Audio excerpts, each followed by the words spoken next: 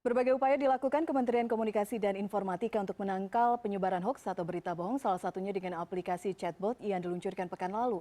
Dikutip dari laman kominfo.go.id, melalui aplikasi ini masyarakat dapat dengan mudah melakukan pengecekan kebenaran sebuah informasi atau berita. Chatbot anti-hoax terkoneksi dengan aplikasi pesan instan Telegram melalui akun @chatbot_anti-hoax. Layanan chatbot anti-hoax ini adalah bagian dari upaya Kominfo dalam memerangi hoax. Sebelumnya Kominfo bekerja sama dengan WhatsApp melakukan pembatasan jumlah penerusan pesan dari 20 kali hanya menjadi 5 kali.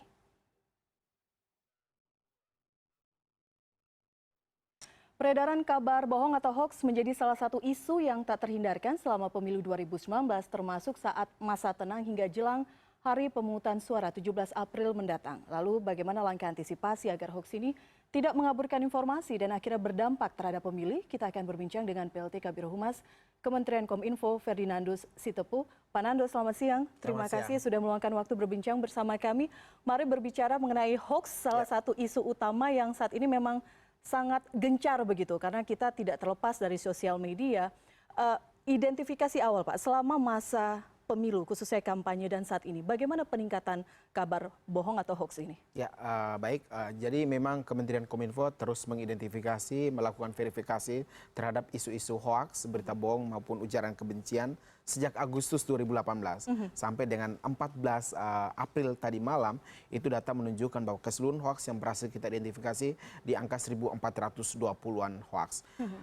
Angka tersebut untuk khusus hoax politik mencapai angka 430-an hoax. Memang cukup besar dilihat terutama dalam proses menjelang kampanye dan di akhir-akhir menjelang 17 April ini. Secara mendetail sendiri yang sudah teridentifikasi dari 400 itu bentukannya secara real seperti apa sih? Ya, secara umum memang hoax yang sengaja dibuat dan didistribusikan oleh para pembuat konten hoax tersebut mencakup banyak hal, terutama terkait dengan meme, kemudian bentuknya infografis, ada yang menyaru ke seakan-akan berasal dari sumber berita.com yang verified, ternyata setelah dicek itu bukan berasal dari sumber terpercaya. Bentuk yang lain memang cenderung kami lihat adalah bentuk recycle, ada daur ulang, hoax-hoax yang sudah lama, hoax-hoax yang sudah kami nyatakan, kami stempel sebagai hoax. Tapi kemudian muncul kembali, dibikin skenario ulang atau dibikin touch ulang, seakan-akan itu informasi baru. Tapi informasi yang sudah basi dalam tanda kutip, masyarakat semua sudah mestinya paham bahwa itu adalah hoax. Contoh yang paling kerasa tuh hoax misalnya Pak Presiden Jokowi dinyatakan sebagai komunis, PKI, itu berulang-ulang dimodifikasi, dibikin sedemikian rupa dan didaur ulang dan dikirimkan lagi kepada publik yang kami temukan. Saya mengutip tadi Anda sampaikan mestinya masyarakat sudah mengetahui ini, tapi kemudian nyatanya kan faktanya di lapangan hoax ini sangat mudah masuk ke pembicaraan di masyarakat. Bagaimana kemudian bisa mencegah ini? Ya. Langkah yang dilakukan Kominfo, terus terang kami memiliki mesin AIS, mesin crawling yang bekerja 24 jam, 7 hari seminggu tanpa henti. Mesin ini kami lakukan atau kami ciptakan di tahun 2018 Januari atas inisiatif dari Menteri Kominfo Bapak Rudiantara. Beliau melihat bahwa cara kami melakukan selama ini sebelum 2018 itu terlalu biasa, terlalu manual, sehingga kemudian aktivitas efisiensi, efektivitas dari identifikasi hoax ini terlalu lamban. Dan kemudian kami mengintroduce sebuah mesin crawling yang bekerja berdampingan dengan orang. Ada 100 orang tim verifikator.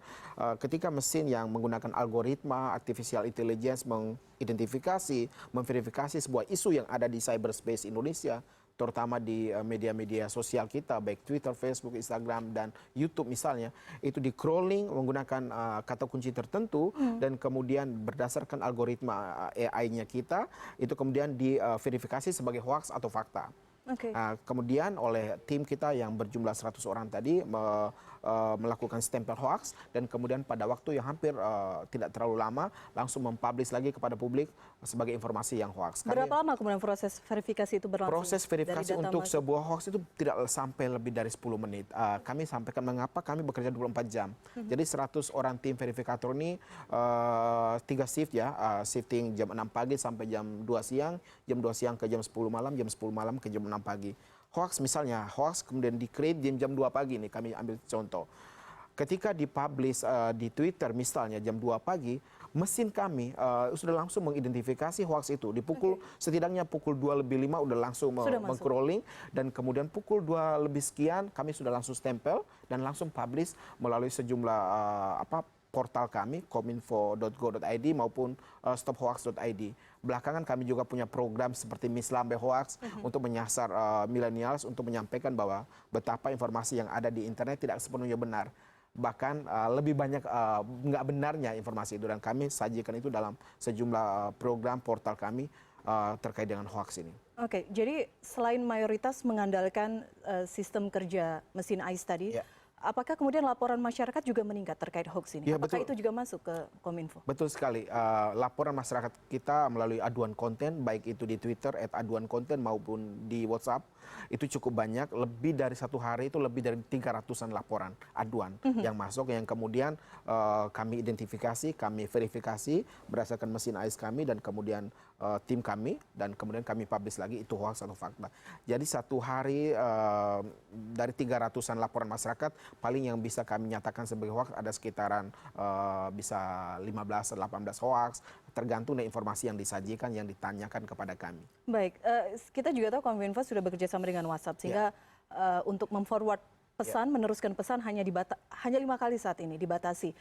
Tapi kan ini juga susah untuk jika tidak ada laporan masuk ke Kominfo dan juga WhatsApp internal tidak langsung masuk ke mesin. Apakah mesin AIS itu juga bisa mendeteksi isi percakapan WhatsApp tidak sampai ke ranah itu kan? Pak Betul Naldo? sekali. Jadi bagaimana kalau untuk WhatsApp atau SMS yang seperti itu? Ya, betul sekali. Memang kami Kementerian Kominfo tidak ingin menegakkan satu aturan kemudian melawan aturan yang lain. Kami menyampaikan ini. Yang dilakukan Kominfo adalah melakukan kontrol pengawasan terhadap posting yang bersifat public conversation, yaitu yang ada di Twitter, Facebook yang di ranah publiknya. Tapi di direct message, di inbox itu tidak bisa kita awasi, karena kami tahu bahwa kebebasan berekspresi itu adalah sangat tinggi dan sangat penting yang diatur oleh Undang-Undang Dasar 45 kita. Komunikasi pribadi antar warga negara itu harus dilindungi. Tapi WhatsApp group misalnya, ketika ada orang yang memposting konten hoax di WhatsApp group, masyarakat bisa melaporkan kepada kami melalui aduan konten. Itulah mengapa kami pun bisa bertindak kepada nomor-nomor WhatsApp yang secara masif terus-menerus menyebarkan hoax. Jadi meskipun kami tidak mengawasi day by day 24 jam kepada konten di WhatsApp, konten di inbox, konten di direct message, tapi kami bisa menerima laporan dari masyarakat atas konten-konten yang ada di WhatsApp maupun di direct message atau di inbox. Artinya negara, pemerintah bisa bertindak kalau masyarakat merasa terganggu, masyarakat kemudian merasa tidak ada yang informasi yang tidak valid yang disampaikan oleh sesama masyarakat melalui WhatsApp tadi. Secara konkret apa yang bisa dilakukan oleh Kominfo jika kemudian terdeteksi ada hoax itu? Apakah jika kalau WhatsApp tadi Anda menyebutkan langsung diblokir atau seperti apa perlakuannya, bagaimana juga untuk di ranah sosial media dan lainnya? Ya betul, untuk WhatsApp misalnya ketika sudah ada laporan dari masyarakat terkait nomor-nomor tertentu yang masif melakukan distribusi hoax misalnya, kami kemudian melakukan suspend terhadap nomor tersebut, sehingga kami punya hubungan baik dengan WhatsApp untuk melakukan nomor tersebut tidak bisa digunakan lagi untuk urusan WhatsApp. Dia tetap pakai mungkin untuk SMS, untuk komunikasi yang lain. Itu bisa kami lakukan. Yang kemudian untuk akun-akun di Facebook, Twitter, Instagram, yang kami lakukan adalah kami melakukan pemblokiran dan suspend terhadap akun tersebut. Kami punya hubungan baik dengan seluruh platform media sosial. Mereka sudah berkomitmen penuh untuk membantu bangsa dan negara Indonesia, terutama di jelang Pilpres ini, karena ini Pilpres terbesar kita, karena untuk pertama kalinya melakukan pemilu serentak, dan kita ingin benar-benar menjaga suasana demokrasi kita agak aman, stabil, sehingga seluruh platform itu benar-benar berkomitmen penuh membantu kami.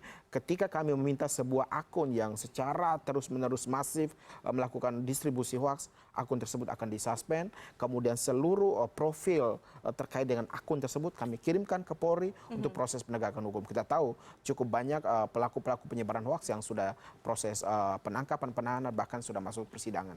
Baik, saya bertanya mengenai saat ini kita tahu bahwa masa tenang kampanye.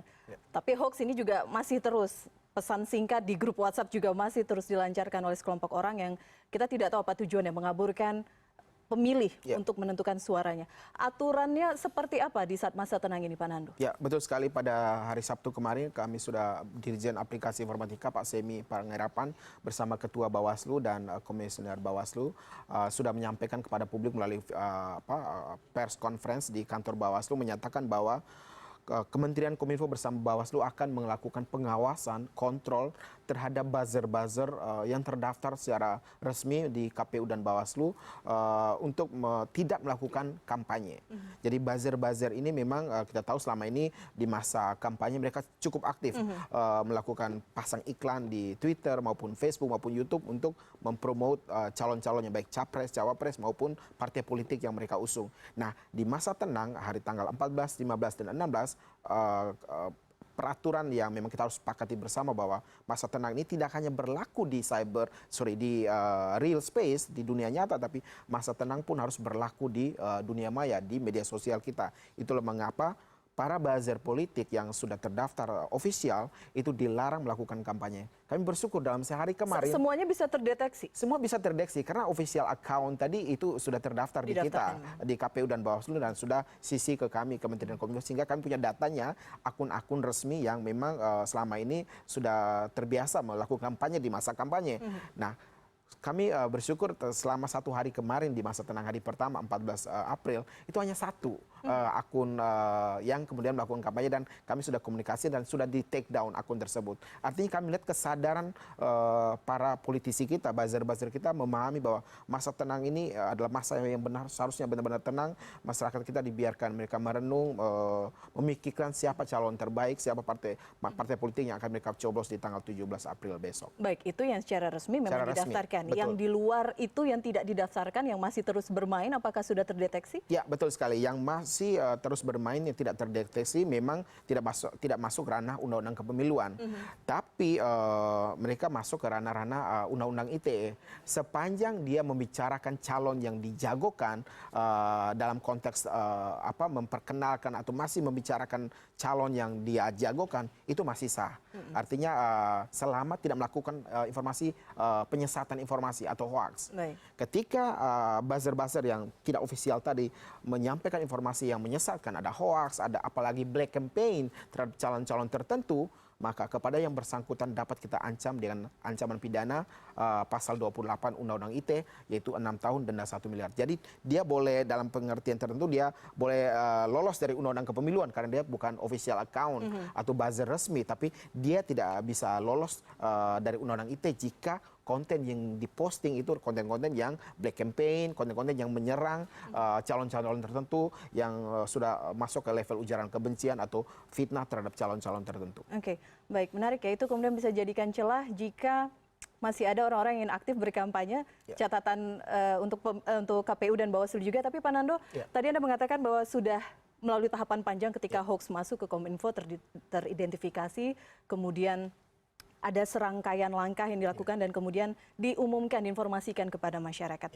Bagaimana jika sebenarnya informasi ini tidak sampai ke masyarakat? Apakah memang peran penting masyarakat harus berinisiatif, harus aktif terlebih dahulu?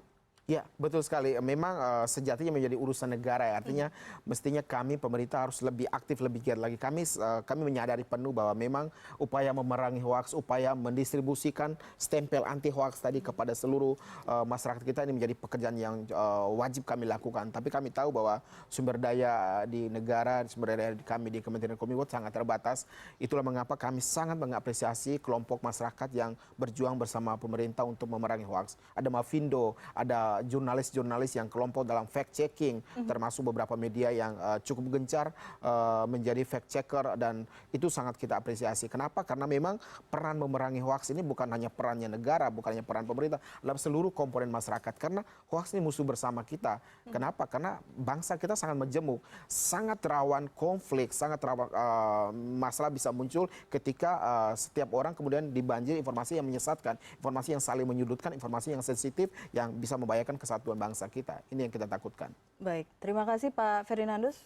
Pak Nando, Ya, sudah bincang bersama kami. Harapannya bahwa memang tangkal hoax ini benar-benar bisa dilakukan dengan maksimal, tidak hanya peran dari pemerintah, tapi juga masyarakat aktif menangani hoax